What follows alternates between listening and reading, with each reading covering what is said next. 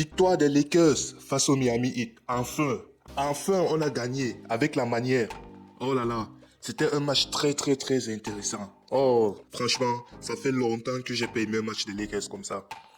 Bon, débrief du match des Lakers face au Miami Heat. Les Lakers l'emportent 104 à 117. 117 pour les Lakers, 104 pour Miami, bien sûr. Vous voyez, sans vouloir vous mentir, j'ai hésité à regarder ce match. Pourquoi? Je me suis dit que les Lakers, ces derniers temps, ont l'habitude de perdre de manière dégueulasse, de manière absurde, de manière dégoûtante. Si je me lève, je regarde les highlights au pire des cas. S'ils ont fait un bon match, bon, tant mieux, j'ai perdu un bon match. S'ils ont perdu, je suis en mode, je ne rate rien. Après, je me suis dit, ok, tu sais quoi? Mets quand même le réveil vers 5 heures.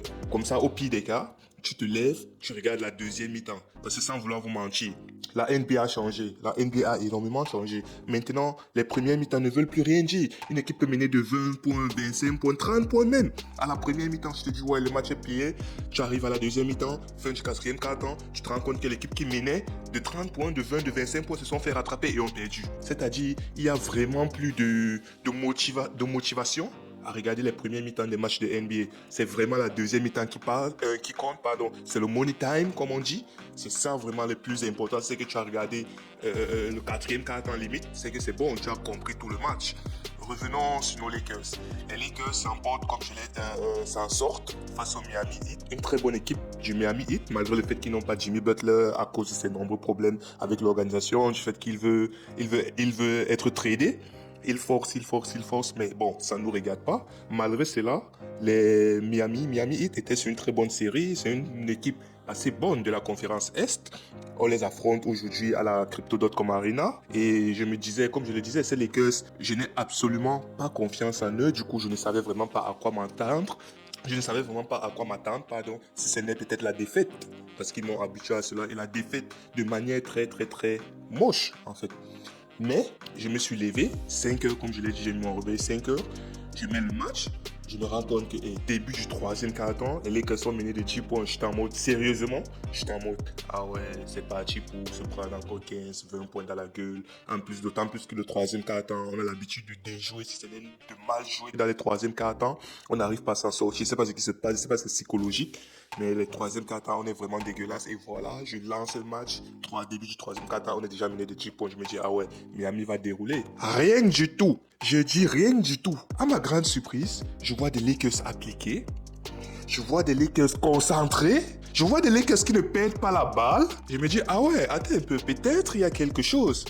Mais chaque fois que je me dis ça, je regarde les cas, je vois, ouais, c'est 10 points. Les Lakers, ils mettent 1 point. Miami égalise. Donc, c'est-à-dire, l'écart, ça restait entre 7 et 10, 7 et 10, 7 et 10. Cependant, à ma grande surprise, il y a un instant où on réussit à faire des stops.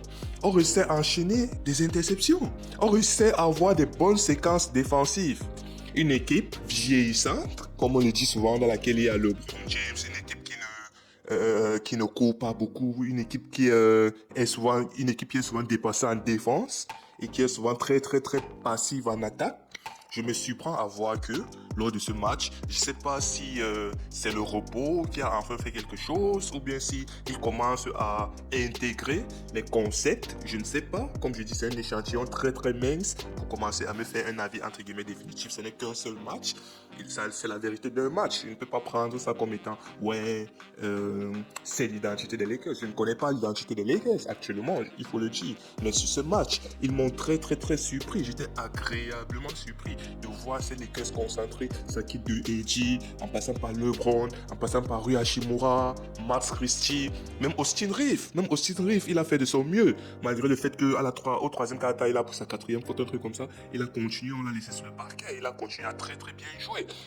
Comme je l'ai dit, un troisième quart-temps plutôt intéressant du point de vue des Lakers.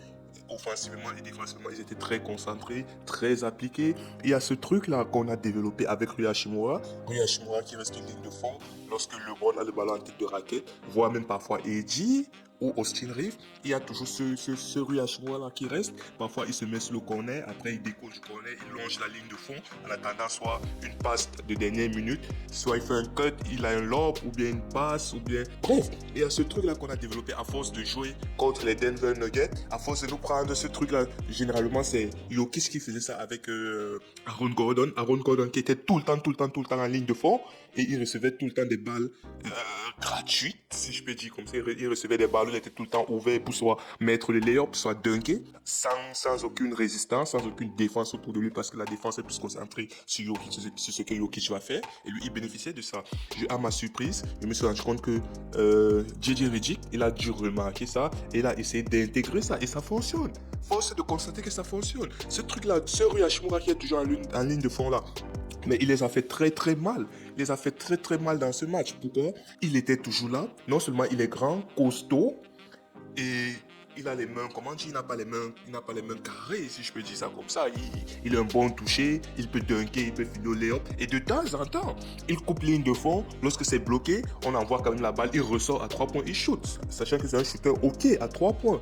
Vraiment, ce match était très enthousiasmant. Rui Hachimura, un des points forts de ce match. Rui Hachimura a été magnifique. Je ne vais pas dire du début jusqu'à la fin parce que je n'ai pas regardé la première mi-temps. Franchement, qui regarde encore les premiers mi-temps? Mais lorsqu'il le fallait, lorsqu'on avait besoin de points, lorsqu'il fallait créer la séparation, Rui Hachimura, il a fait ce qu'il sait faire de mieux. Dunker, mettre des lay-ups, de temps en temps mettre des 3 points qui font très mal. Et voilà, comme je l'ai dit, une victoire beaucoup en grande partie liée grâce, liée à l'effort collectif, lié à l'effort commun des role-players. Les role-players étaient appliqués, comme je l'ai dit, Rui Hachimura était magnifique. Gabe Vincent est arrivé entre fin du troisième quart-temps et un peu, genre 2, 3, 4 minutes dans le quatrième quart-temps. Il était magnifique. Gabe Vincent, offensivement, il a fait ce qu'il s'est fait de mieux. C'est un role player. Lorsqu'il peut, sur le corner à 3 points, il met ses 3 points. Petite pénétration, il a son mid-range. Il nous a apporté 12, 13 ou 14 points. Ces 14 points-là valaient de l'or. Chaque point qu'il a marqué était important parce que ces points-là qu'il a marqué, c'était à des moments charnières. C'était à des moments où soit le Miami Heat reviennent, et quand je dis revenir, c'est à 3 points, 2 points, les gars, soit ils nous passent devant. Mais alors, le fait que Gabe Vincent mette ses paniers, le fait que Gabe Vincent s'est souvenu qu'en fait, c'est un joueur NBA, en fait, il est capable de mettre des paniers, ça nous a été très bénéfique. Un autre joueur que je souligne beaucoup lors de mes derniers débriefs, c'est Max Christie. Max Christie était, comme je le dis, c'est un joueur, il a compris son rôle en fait. Il n'en fait pas trop, il n'en fait pas moins, il en fait assez en fait. Il en fait ce qu'on lui demande. Tu sais marquer à 3 points, tu te places dans le corner, tu te places au niveau de l'aile, tu attends la balle. Toujours concentré dès que la balle arrive, tu fais ce que tu sais faire de mieux, tu shootes. Ou alors, à ma grande surprise, à mon étonnement, ou alors, comme il a fait très souvent, il fait feinte de tir à 3 points, pénétration, soit il finit en mid-range, soit il finit au panier. Il le fait très bien. C'est tout ce qu'on te demande. Sois concentré, c'est vrai, il y aura des séquences où tu vas faire des allers-retours, en même temps tu es role player. Dès l'instant où tu intègres ça, qu'il y aura des possessions où tu ne vas pas voir la balle, mais ça n'empiète en rien sur ta concentration. Tu sais qu'à tout moment, la balle peut arriver, et lorsque la balle arrive, tu mets le panier dès l'instant où tu as intégré ça. C'est tout ce qu'on vous demande en fait. On ne vous demande pas de mettre 30 points chaque soir, on ne vous demande pas de mettre 50 points chaque soir, on vous demande juste d'être concentré, c'est tout. Alors, les role-players, comme je le disais tantôt, que ce soit Rui Hachimura, que ce soit Gabe Vincent, que ce soit Max Christie, ils étaient magnifiques. Shout out aux role-players, ils ont fait leur taf. Franchement, j'ai kiffé. En ce qui concerne le quatrième quart-temps, comme je l'ai dit tantôt, un troisième quart-temps entamé avec 10 points de retard, et on se retrouvait à débuter le quatrième quart-temps avec 1 point. Ça veut dire que non seulement au troisième quart-temps, on a survécu, on ne s'est pas pris un écart de ouf, et en plus de ça, on a réduit l'écart à 1 point. Et lorsqu'on entame le quatrième quart-temps, l'une de nos 2 premières possessions, on met un panier qui nous fait directement passer devant. Et si je me rappelle bien, ce fait-là qu'on passe devant, c'était notre premier, on dit ça comment, c'était notre premier lead. C'était la première fois qu'on menait depuis le premier quart-temps. Et dès l'instant où on a mené, le hit ne nous a plus jamais vu en fait. Lorsqu'ils ont fait l'effort, c'est soit, je crois qu'ils sont revenus à égalité une seule fois, mais sinon l'écart était toujours entre 2 points, 3 points, 4 points, 5 points. Après, lorsque on a entamé le money time, à savoir les 5 dernières minutes, tu plies les bagages, tu prends la balle, tu donnes au meilleur joueur de l'histoire, LeBron James, fais ce que tu sais. Tu donnes au meilleur joueur de l'histoire, LeBron James, fais ce que tu sais faire de mieux, marquer des paniers. Et qu'est-ce qu'il a fait? Il a marqué des paniers. LeBron James à 3 points. LeBron James petit mid-range. LeBron James encore mid-range. Fadeaway. 7 points de suite. Et ces 7 points-là ont contribué à ce que l'écart de 9 points reste jusqu'à la fin du match. LeBron James exceptionnel. LeBron James magnifique. LeBron James, ouais, on a beau dire LeBron James il est vieux. On a beau dire LeBron James il ne défend pas. Mais comme on le dit, la défense est collective. AD, on sait que AD il va toujours assurer côté défensif. Ça c'est la base. Il n'y a rien à dire. Mais alors, il faut que les autres autour de lui le suivent. Et dans ce match, dans ce deuxième mi-temps, dans ce quatrième quart-temps surtout, il était exceptionnel. On a forcé des turnovers du Miami Heat, turnover sur turnover. On dirait leur main, il y avait le savon dessus. Ils avaient la balle, ça glissait tout le temps. Interception. LeBron James qui part au panier. Interception. Austin Reeves qui lance le aller à LeBron James. Austin Reeves qui envoie Rui Hachimura. Austin Reeves qui envoie Jackson Hayes, Austin Reeves. Frère, si on joue comme ça, si on pouvait être aussi discipliné, si on pouvait être aussi appliqué, si on pouvait être aussi concentré jusqu'à la fin de saison, si on pouvait sortir un match de ce calibre, on ne demande pas forcément d'avoir des explosions à 40 points, 45 points, mais une victoire collective. AJ vient, il met ses 25 à 30 points, LeBron met ses 20 à 25 points. Après maintenant, les seconds couteaux, que ce soit Austin Reeves, que ce soit Rui Hachimura, arrangez-vous juste à être entre, disons, 18, 20 points. Et le reste, on demande juste des 10 points pour le reste. On ne vous demande pas beaucoup, on demande juste des 10 points. Apportez-nous. Parfois, c'est ce petit truc-là qui fait la différence. C'est ce petit truc qui a manqué au Miami Heat aujourd'hui. Pourquoi? Parce que lorsque ils avaient l'espoir de nous rattraper, il y avait toujours ce petit truc-là qui leur manquait et qui faisait en sorte que nous, on réussissait toujours à creuser l'écart. À un moment donné, ils ont fait ils ont tenté le all-in, ils ont lancé leur défense de zone, ils ont fait ce qu'ils font de mieux, la zone, ils maîtrisent ça comme personne, je le dirais. Mais ils se sont fait détruire. LeBron James s'est régalé. LeBron James qui attaque qui attaque la zone, il arrive au niveau de la ligne des lancers francs, petit jumper, il arrive au niveau de la ligne des lancers francs, il kick sur le côté, un gars sur le corner, il met son shoot à 3 points, ou alors il fait mine de pénétrer, après il ressort sur les 3 points, il fait mine de shooter, la défense monte pour venir au contre, il envoie à Rui Hachimura, qui est toujours en ligne de fond. Rui Hachimura toujours en ligne de fond, il a compris,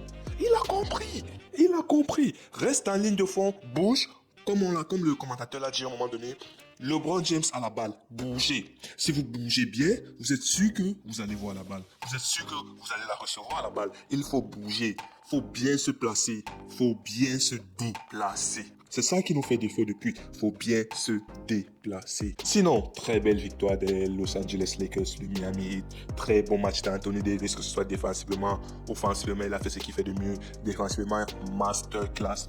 Très belle victoire, très bon match de Rui Hachimura. L'un de ses meilleurs matchs avec les Lakers, au moins en saison régulière. Très bon match appliqué, concentré, très bon déplacement. Il a fait tout ce qu'il fallait faire. Très bon match des role-players, du supporting cast. Et LeBron, il a fait ce qu'il sait faire de mieux. Gérer le tempo, mettre ses points quand il fallait, envoyer les passes quand il fallait. Il a vraiment été un régulateur d'exception. Austin Reeves, pas un Austin Reeves très inspiré offensivement, mais sinon un Austin Reeves très concentré, très motivé, un Austin Reeves qui fait les bons choix malgré tout. Et voilà, très belle victoire des Lakers, le Miami Heat. On se voit pour le débrief du prochain match. Je ne sais pas, c'est contre qui, aucune idée. Vous le saurez au début. Bref,